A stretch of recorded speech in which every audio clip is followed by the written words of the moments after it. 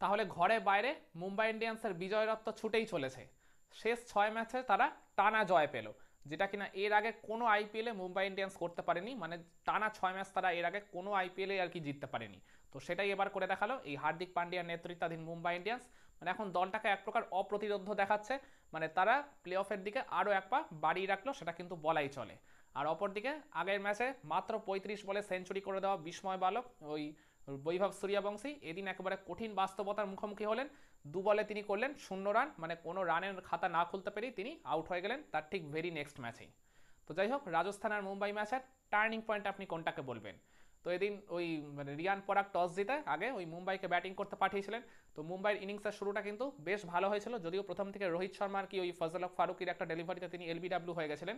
মানে আম্পায়ার আউটও দিয়ে দিয়েছিল, কিন্তু মানে খুবই আর কি লাকিলি বলবো তারা ওই জায়গায় রিভিউটা নিয়েছিলেন। মানে প্রথমে রোহিতকে দেখে মনে হচ্ছিল তিনি রিভিউটা নেবেন না, তারপর তার নন স্ট্রাইকিং এন্ডের আর কি পার্টনার তাকে বলাতে তিনি রিভিউটা নিলেন। যাই হোক, পিচিং আউটসাইড লেগের জন্য তিনি বেঁচে গেছিলেন খুব জোর। তো ওই লাইফ পেয়ে রোহিত শর্মা কিন্তু সেটাকে খুব ভালোভাবে কাজে লাগালেন। একেবারে উড়াধুরা মেজাজে এই দুই ব্যাটার আর কি শুরু করলেন তাদের ইনিংস দুটো। ওই জায়গায় আর কি মানে রায়ান রিকেলটন শুরুর দিকে একটু আর কি ধরে খেললো, তারপরে তিনিও কিন্তু নিজের খোলস থেকে বেরোতে থাকলেন। ওই জায়গায় প্রথম পাওয়ার প্লের মানে 6 ওভারের মধ্যে এই দুই ব্যাটার মিলে তুলে ফেলে 58 রান। এরপর তারা আরও বিধ্বংসী হতে থাকে। রায়ান রিকেলটন আর কি অল্প সময়ের মধ্যেই নিজের মানে হাফ সেঞ্চুরিটা কমপ্লিট করে নেন। এরপর ওই 10 ওভার শেষেও মুম্বাই স্কোরটা থাকে 99। তার ঠিক পরে পরে রোহিত শর্মা নিজের হাফ সেঞ্চুরিটা তুলে নিতে কোনো রকম ভুল করেননি। এরপর রায়ান রিকেলটনের স্কোরটা যখন 61-তে পৌঁছে গেছে, তারপর ওই মাহেশ থিকসানাকে একটা বড় শট খেলতে গিয়ে ওই 12 নম্বর ওভারে তিনি নিজের উইকেটটা ছুড়ে দিয়ে বসেন। তখন মুম্বাই স্কোরটা হয় ওই 1 উইকেটে 116। আর এর ঠিক ভেরি নেক্সট ওভারেই রোহিত শর্মাও নিজের উইকেটটা খুইয়ে বসেন ওই মানে রাজস্থানের ক্যাপ্টেন মানে রিয়ান পরাগের কাছে। তো রিয়ান পরাগের একটা আউটসাইড দিয়ে অফ স্টাম্প ডেলিভারিতে রোহিত ওই একইভাবে তিনি লং অফ ক্লিয়ার করে একটা বড় ছক্কা মারতে গেছিলেন, কিন্তু ওই একটু মিস টাইমড হয়ে যাওয়া তিনি ওই অঞ্চলের ফিল্ডারের হাতে ক্যাচ দিয়ে আউট হয়ে যান। তিনিও আর কি 53টা রান করে গেছিলেন। তো এদিন আর কি হার্দিক পান্ডিয়া খুবই সারপ্রাইজিংলি নিজেকে ব্যাটিং অর্ডারে প্রমোট করে এনেছিলেন নাম্বার 4-এ। আর তিনি তো অ্যাজ ইউজুয়াল সূর্যকুমার যাদবই নামেন। তো এই দুই ব্যাটারের মধ্যে একটা ওই থার্ড উইকেটে অবিচ্ছেদ্য 94 রানের পার্টনারশিপ গড়ে ওঠে। মাত্র 44টা বল তারা ওই জায়গায় সময় নিয়েছে। তো এই দুজনের হাত ধরেই কিন্তু বলতে পারেন মুম্বাই স্কোরটা একসময় যেখানে মনে হচ্ছিল হয়তো মেরে কেটে 190 থেকে 200-র মধ্যে উঠবে, সেটাই তারা 200-র গন্ডি টপকে পৌঁছে যায় 217-তে। একেবারে চমৎকার উড়াধুরা মেজাজে ব্যাটিং করেছেন এই দুজন।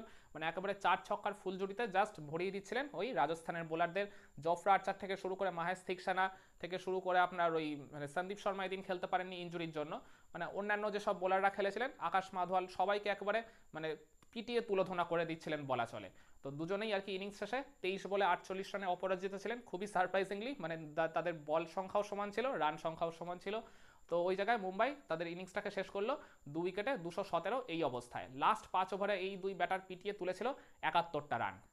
তো এই 218 রানের বিশাল লক্ষ্যমাত্রা নিয়ে খেলতে নেমে মানে যদিও রাজস্থানের সামনে এটাকে বিশাল বলা যায় না, কারণ তার আগের ম্যাচেই তারা ওই 210কে যেভাবে আর কি মানে মামুলি বানিয়ে চেস করে দিয়েছিল, ওই রকমভাবে আর কি যদি এরকম একটা শুরু করতো তারা এই দিনও, তাহলেও কিন্তু এই 217 টার্গেটও কোনো ব্যাপারই থাকতো না রাজস্থানের কাছে। কিন্তু খুবই আনফর্চুনেটলি এদিন সেটা আর হলো না। রোজ রোজ তো আর ওই রকম ঘটনা ঘটে না, ওটা এক আধ দিনই কালে ভদ্রে ঘটে।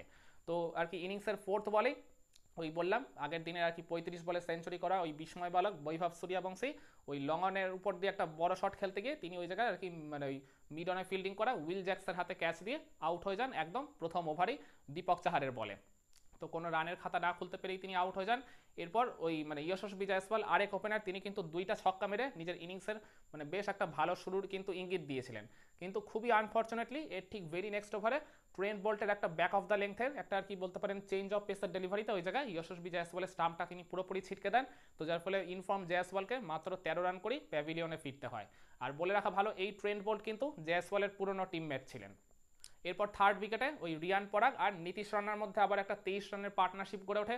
এই জুটিটা যখন এগোচ্ছিল তখন মনে হচ্ছিল যে যাই হোক ওই শুরুর দিকের ওই পরপর 2 উইকেট খুইয়ে যে চাপে পড়েছিল রাজস্থান, সেখান থেকে তারা বেশ ভালো মতো আর কি ফেরার চেষ্টা করছে। রিয়ান পরাগও একটা ভালো স্টার্ট পেয়ে গেছিলেন, 3টা বাউন্ডারিও তিনি নেগোসিয়েট করে দিয়েছিলেন। অপরদিকে নীতিশ রানাও তাকে বেশ সাপোর্ট দেওয়ার চেষ্টা করছিলেন। এরপর 41 রানের মাথায় যখন তৃতীয় উইকেটের পতন ঘটে মানে নীতিশ রানা যখন ওই জায়গায় কি নিজের উইকেটটা বিলিয়ে দিয়ে বসেন, আর এর ঠিক ভেরি নেক্সট ওভারই বলতে পারেন মানে ইনিংসের 5th ওভারে জসপ্রীত বুমরা এসে জোড়া ব্রেক থ্রু দেন। প্রথমে তিনি ফিরিয়ে দেন ওই ইনফর্ম রিয়ান পরাগকে, আর তার ঠিক ভেরি নেক্সট ডেলিভারিতেই একেবারে পুরোপুরি সেট ট্র্যাপ করে মানে একটা শর্ট পিচ ডেলিভারিতে ওই সিমরন হেটমায়ারের উইকেটটাও তুলে নেন এই জসপ্রীত বুমরাই। তো যার ফলে 48 রানের মধ্যে পাঁচটা উইকেট খুইয়ে তখন ওই রাজস্থান রয়্যালস কিন্তু বেশ ভালো মতোই চাপে পড়ে যায় বলা চলে। এরপর প্রথম পাওয়ার প্লে মানে এই 6 ওভার শেষে তাদের স্কোরটা থাকে 5 উইকেটে 62। এরপরও ওই মানে শুভম দুবে আর ওই ধ্রুব জুরেলের মধ্যে একটা 17 রানের পার্টনারশিপ গড়ে উঠেছিল ঠিকই 6th উইকেটে, কিন্তু এটাও আর কি সেইভাবে বড় হয়নি। ওই মানে 8th ওভারে করণ শর্মা বল করতে এসে তিনি প্রথমেই ফিরিয়ে দিলেন ওই ধ্রুব জুরেলকে। মানে যে করণ শর্মা কিন্তু বেশ কয়েকটা ম্যাচ আর কি মানে বাইরে ছিলেন, তিনি ওই ফিঙ্গার ইঞ্জুরির জন্য খেলতে পারেননি, তো তিনি এসে মানে এই আর কি যে শেষ আশাটুকু ছিল রাজস্থানের সেটাও আর কি তিনি ওই জায়গায় আর কি পুরোপুরি মানে ধূলিসাৎ করে দিলেন।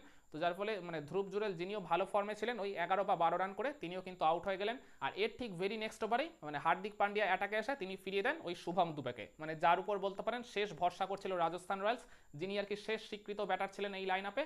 তো তার উইকেটটাও যখন হার্দিক ওই জায়গায় তুলে নিলেন তখন বলতে গেলে রাজস্থানের মানে জয়ের আর কি সব আশা ওই জায়গায় পুরোপুরি ধূলিসাৎ হয়ে যায়। এরপর নাম্বার 8-এ ব্যাটিং করতে নেমে জফরা আর্চার 30 রানের একটা ইনিংস খেললো, মানে সেটা আর কি যথেষ্ট আপ টু দ্য মার্ক ছিল না, কারণ অন্যান্য প্রান্তের ব্যাটারদের থেকে তো তিনি কোনো রকম ন্যূনতম সাপোর্ট পাননি। Top order, middle order, lower middle order তার আগেই পুরোপুরি অলমোস্ট কোল্যাপস করে বসে রয়েছে। তো ওই জায়গায় আর কি শেষের দিকে তিনি ওই আকাশ মাধওয়ালকে নিয়ে ওই লাস্ট উইকেট একটা 26 রানের জুটি গড়েছিলেন। তো মানে বলতে গেলে রাজস্থানের এদিন লাস্ট উইকেটের পার্টনারশিপটা আর কি হায়েস্ট পার্টনারশিপ ছিল। তার আগেই তাদের স্কোরটা হয়ে গেছিল 9 উইকেটে 91। তো ওই জায়গায় 16 নম্বর ওভারে অ্যাটাকে এসে ট্রেন্ট বোল্ট প্রথম বলেই ফিরিয়ে দিলেন এই মানে জফরা আর্চারকে। তো যার ফলে রাজস্থান অল আউট হয়ে গেল মাত্র 117 রানে। আর যার দৌলতে মুম্বাই ইন্ডিয়ান্স এই ম্যাচটা মানে রাজস্থানকে তাদেরই ঘরের মাঠে হারিয়ে এলো 100 রানের ব্যবধানে। আর যে কারণে মুম্বাই ইন্ডিয়ান্সের নেট রান রেটে অনেক বড় একটা পজিটিভ ইম্প্যাক্ট তো জেনারেট হলোই, আর এছাড়া তারা 14 পয়েন্ট নিয়ে বলতে পারেন প্লে অফটা প্রায় নিশ্চিত করেই ফেললো এইবারের আইপিএলে। তাহলে এবার প্রশ্ন আসতে পারে এই রাজস্থানের মুম্বাই ম্যাচের টার্নিং পয়েন্ট আপনি কোনটাকে বলবেন?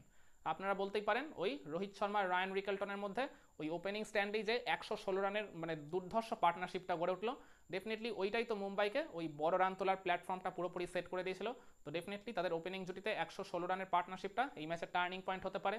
কিংবা বলতে পারেন ওই মুম্বাই ইন্ডিয়ান্সের ইনিংসের 3rd উইকেটে ওই সূর্যকুমার যাদব আর হার্দিক পান্ডিয়ার মধ্যে 94 রানের যে অপরাজিত পার্টনারশিপটা গড়ে উঠলো, যে জুটিটার জন্যই বলতে পারেন মুম্বাই স্কোরটা 200 টপকে 217-তে পৌঁছে গেছিল। ডেফিনেটলি এই জুটিটাও কিন্তু এই ম্যাচের টার্নিং পয়েন্ট হওয়ার দাবিদার।